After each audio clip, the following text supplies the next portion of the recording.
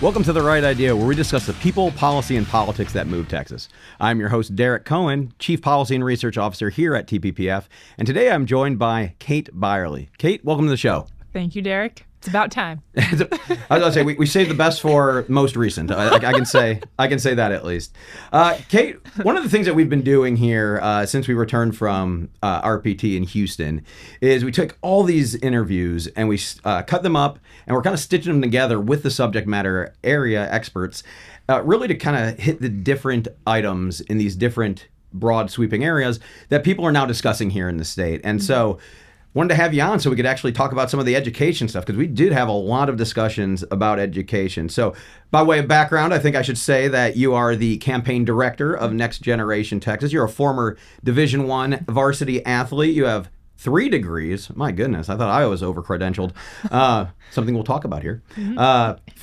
One from Berkeley, the other 2 from Stanford, focusing on education policy and elementary education. But now you're kind of doing the whole thing, right? Exactly, yes. One of the things that we had talked about while we were at RPT was career and technical education. Give us just a little bit of an overview before we dive in on that issue. Yeah. School districts across Texas, they can choose from 14 different career clusters within career and technical education. So a lot of school districts, they get to choose 3 out of the 14 that they want to offer at their school. So this ranges from culinary arts to HVAC technician training to construction. So you kind of get the full broad sweep of skills that high schoolers can learn. And so this is a huge advancement in taking a knock at the college for all fallacy that we're seeing and actually getting high schoolers to develop these skills so they can go directly into the trades. Excellent. And we actually talked to, I understand one of these also is the healthcare professions as well. Correct. And we actually talked to Holly Jeffries, candidate for HD 86, if I believe, over at the convention. Let's go have a clip. We start at the junior highs and high schools. We expose them to, like, I bring them to the rural clinics, right? They come do little internships. They see what it's like. If they don't like it, that's okay. We help them find something else they like. Then when they get into college, we have done something really cool where we do paid internships. It's really hard, nursing school and teachers, right? Mm-hmm. Those two have to do, teaching or clinicals for nursing. So it's full time. So now they're in school. It's hard to have a job. So we decided, we'll make those clinicals or that teaching experience a paid experience so that they can live, work, go to school. And when they get out, they don't owe all this debt. Oh, yeah. So it's a really great thing. So we've done that throughout the Texas Panhandle as long as they stay and serve in the Texas Panhandle. And so it's been a kind of grow your own program. It's worked brilliantly.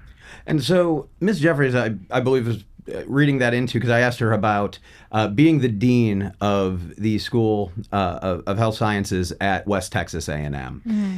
What kind of other programs, I would say, like boots on the ground, brass tacks programs, would we see that kind of also fit in that mold? Yeah, like I mentioned, HVAC technicians, construction. We're seeing mechanical work on even cars too. Mm-hmm. And I want to point out, she mentioned something about paid internships and apprenticeships. And I think that's a genius point, and that is definitely a selling point to kids in high school who want to earn a living early on. Mm-hmm. Something that we're seeing, and we want to tackle this next session, something that we're seeing is that's a huge obstacle for kids to get into internships is who qualifies as a teacher to actually teach these programs, whether it is in nursing or in construction. So prior to 2 sessions ago, a teacher for a CTE course did not have to have a bachelor's degree.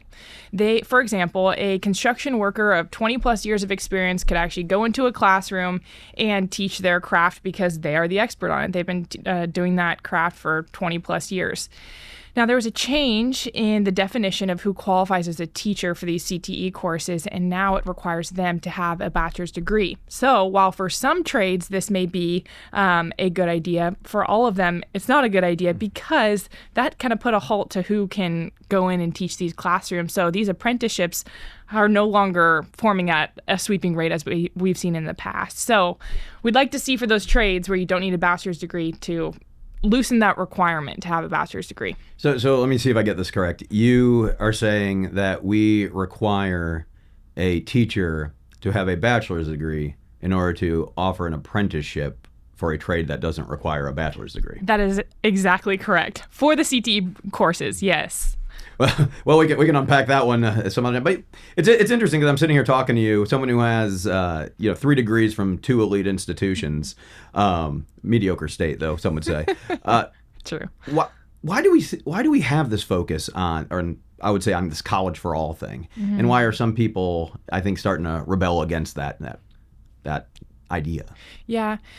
I think a lot of the pressure comes from the institutions themselves. I mean, they want to sell their networking. Obviously, they get a lot of money and the cost of tuition just keeps rising. I think parents find it as a security blanket that if they can get their kid through a 4-year institution, then they all of a sudden have the golden ticket to live the American dream. And we're finding that's not the case anymore. College graduates, it's hard to find a job for a lot of them. I mean, it's hard for me to find a job. Thank goodness I ended up here. But it's not that easy now. And those who go into the trades, they're making oftentimes way more than a recent college graduate from a 4-year institution. Well, I was about to say you could always have just gone on to your doctorate. I think you had 1 more year of COVID eligibility, perhaps. Or Exactly. But I do want to ask about that. So, Ms. Jeffries mentioned some of the work that's being done up in the Panhandle. What sort of, I would say, unique factors do we see rural Texas facing in these regards? Yeah. I mean, one of the things that she mentioned was keeping kids in the Panhandle after going through these programs. And there's a lot of, huge shortages of plumbers. Take plumbers, for example, statewide. And the CTE courses that are offered in high school are not always offering plumbing. Like there's a mismatch in what high schools are offering and the actual needs of rural Texas. And so finding a way where we can align the actual needs of the local community and what the ISDs are offering would be huge for the state of Texas. Well, let me just ask, how would we do that? Like, what's the policy goal? Yeah, I mean, we would look at what the needs are, and in order to have a CTE career cluster be approved for a school district, they would have to prove that their local community actually needs that to get approved to even have these courses in the first place. So I really don't think it would be that hard of a policy fix, and an aligning measure has been done in the past, and so I think it would actually be quite straightforward and simple. So one of the things that we've worked on both here and up at the legislature is some of the kind of woke indoctrination that we see going on in some of our institutions, in our K through 12 institutions. All that pushback from post-COVID.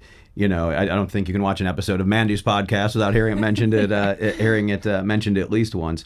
But one of the issues that we had was on the gender ideology.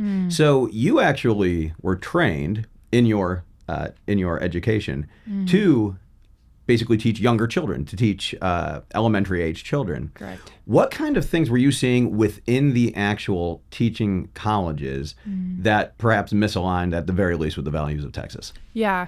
Well, granted, my program was in California, and I thought California teacher training would be way different than Texas. And moving to Texas, I am disappointed to report that it's not all that different from what I was seeing in California. But to answer your question, a couple areas that I was seeing it in teacher training was specifically the sex education. We were taught not to yuck someone else's gender preferences or their sexual tendencies, which, granted, half the things that they introduced I didn't even know existed. And that started as low as kindergarten, teaching kindergartners about gender fluidity, and they can be whatever they want. Actually, my first day of student teaching in first grade, there was a boy, and to protect his name, we'll just call him Silas. He didn't go by Silas, he wanted to go by Amy. And because of California law, I could not tell his parent, at the time, just one parent, couldn't tell her that her son wanted to go by a girl name. So there's a lot of crazy things going on. And when I went back to school to take the classes at night, they just taught us different skills on how to nourish that thinking that the first grader had. So it's a little bit backwards, and teachers are put in a rough spot as well through these teacher education schools. Well, it's interesting that we spend a lot of time teaching our teachers on things like that, yet I just heard you use yuck as a verb. And so I'm pretty sure that you'll have to explain that one to me. I believe we have a clip with Chairman Oliverson. I'll be remiss if I didn't mention that you, of course, led the fight to eliminate gender modification of minor, and just an untold number of children are going to be protected because of your efforts. We really do need to look at the counseling and psychology aspect of this, because I think that is the next frontier. You know, when we talk about this whole gender affirming care, I think the drugs and the surgery is kind of the low bar now. So now we need to go back and look at this whole, issue of affirming the child's gender, and the schools that are essentially concealing those kind of, encouraging that sort of fantasy play, and validating a child's internal feelings about themselves, and all that whole kind of stuff. So he mentioned counseling. What is he meaning by that?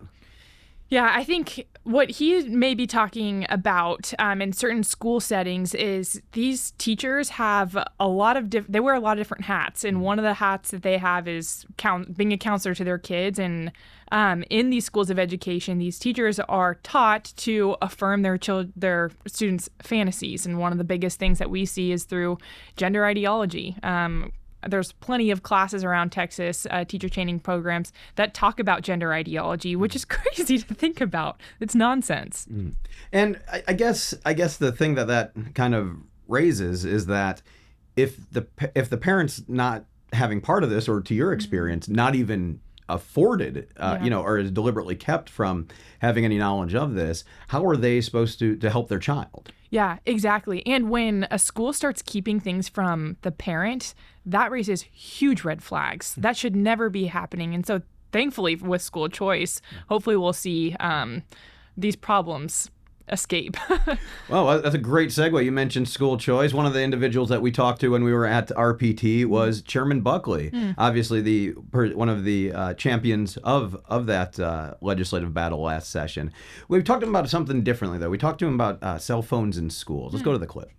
I think if you look at the recent results of EOC results that came out yesterday and the day before, one of the things we're looking at is it appears that very likely the cell phone ban had a positive impact on academics. Right. And we also know that the devices that we're using along the way, their evidence shows that it's counterproductive to learning in many instances. Mm-hmm. And so I believe we need to remove, and you talk to school districts, the recurring cost of providing these devices, the software upgrades. I mean, there's an industry that's been built on this. Sure. Let's get that cost out of our schools. Let's put pen and paper in kids' hands. Let's put real books in front of them. I think our kids will learn more. It'll be more efficient. And I think that's the future. And so, you can do that and kids still be techno savvy. And so that is something that I think has completely escaped most of the debate about cell phones and whatnot, is the devices themselves. What are we seeing? Is there a movement afoot to try to get devices out of school? And not like, get computers out of high schools, no one's saying that, but like maybe, some of the lower grades. Yes, no, absolutely. And with House Bill 1481 that had passed, prior to that bill being enacted, we saw a Texas rural high school actually take on the bell-to-bell cell phone ban themselves. So we have the earliest documented accounts of bell-to-bell phone-free policy at a high school level, and we got the report. And so the report is just overwhelming with amazing evidence. There was 100% admin support on this. No one was against it. Where was this, by the way? It's actually undisclosed. Oh. So they didn't report who it was. I'm sure we could find it somewhere, but on the actual report, it did not mention what high school it was. But some of the key takeaways that teachers had reported was that it improved attention and engagement, which is a no-brainer. If you're not going to have your cell phone around you, you're going to see an automatic boost in student engagement. Reduced peer conflict and drama, stronger face-to-face interaction. Some of the teachers were talking about even during lunchtime or passing through the halls, students aren't having their cell phone by them, so they're seeing positive engagement with face-to-face contact, and then also minimal instructional disruption. So this kind of sets the stage for other schools to follow suit. But to your question, which I think is a huge thing that's going to be tackled in the legislature during the interim is what's the role of a device in the classroom, period, whether it is a personal communication device or a one-to-one Chromebook that is issued to every public school student. Because right now, every public school student, they are given a Chromebook that they can do work on, and a teacher can choose how they want to deliver instructional material. And so the big question is, what is the role of a one-to-one device? Should they be allowed in kindergarten? Should they be allowed in third grade? Should they be allowed in fifth grade? What about with the STAR test? And so we actually have a paper coming out on this in a couple weeks that gives several policy recommendations as to what we believe is the best prescription for these devices in classrooms. So stay tuned to figure out what those actually are. But this just gives me hope as well. And so we think that a pen and a paper to teach kids how to read and how to do basics in math, that should not be supplemented by putting a kid in front of a Chromebook to teach them how to read. And speaking of Chromebook, like, what is the pedagogical like impetus for doing that in elementary school? Like, why does that need to, why did we go down that path in the first place? I mean, obviously we want tech savvy kids, but that doesn't mean you need a 7-year-old with a computer. Absolutely. I think it takes a lot off of the teacher's plate. If they're trying to juggle 25 different students and a lot of them have learning disabilities, they can easily throw a computer in front of their classroom and say, hey, you stay busy on this reading website, put your headphones in, and that'll buy me an extra 20 minutes to take care of these 5 kids. So I think that it helps with classroom management, but as we're seeing, STAR testing in our Texas reading levels continue to go down and down the more that one-to-one devices is implemented. So the more screen time does not equal better readers. So yeah, I'm interested to see what's going to go on with the interim hearings there. It should be interesting. Well, and that was great to hear you mention the results of or at least some of the feedback from an early mover on the cell phone ban. I believe we have a final clip from Chairman Hefner. But we still have those challenges, with devices and different things. And so I think, we need to make sure that our teachers are equipped, that they can do their job. I think the cell phones is probably a problem in the classroom. I mean, I don't let my kids have a cell phone till they're 14, 15 years old. And even after that, just sitting around the house staring at those screens is a battle, and so I think people need to be talking, they need to be studying, they need to be reading books. My little girls don't have phones, so they read at night, and so it helps their vocabulary and their memory retention and all kinds of things. So that's a very good, I think that clip highlights something I want to focus on, in that so much of this starts in the home. And obviously so much of the animating principle behind the school choice movement was to get parents, or to make sure parents have options to avail their children of a quality public education. One of the issues that we hear or have heard when we're talking about the cell phone ban is that it takes away a kid's autonomy. I would argue the other way. I would say that they're actually losing some of the autonomy that a well-adjusted adult ends up needing by simply using these phones as a crutch. What do you think? Yeah, no, I completely agree. I've also heard the argument that you don't give a first grader keys to drive a car because one day they're going to need to learn how to drive. It's like similar with technology. It's like you don't just throw a Chromebook in front of them just because one day they're going to have to learn how to work on a computer. I mean, when I was going through elementary school, we had a computer lab and it worked great. It was a confined environment. We learned how to type, how a keyboard works, and how to navigate a Word document. So yeah, no, I think the autonomy argument goes into shambles pretty quickly. Well, I think that someone could argue that you're just bought and paid for by Big Computer Lab. Or exactly. Exactly, which brings us to our sponsor, Oregon Trail. No, Kate, you've been great. Really glad that you took the time to walk through some of these clips with us. Hopefully, we'll have you back on the larger pod where we can talk about the secret findings of the device ban, or of the device in class discussion. So, as we like to say here on The Right Idea, in the words of Sam Houston, do good and risk the consequences. We'll see you next time.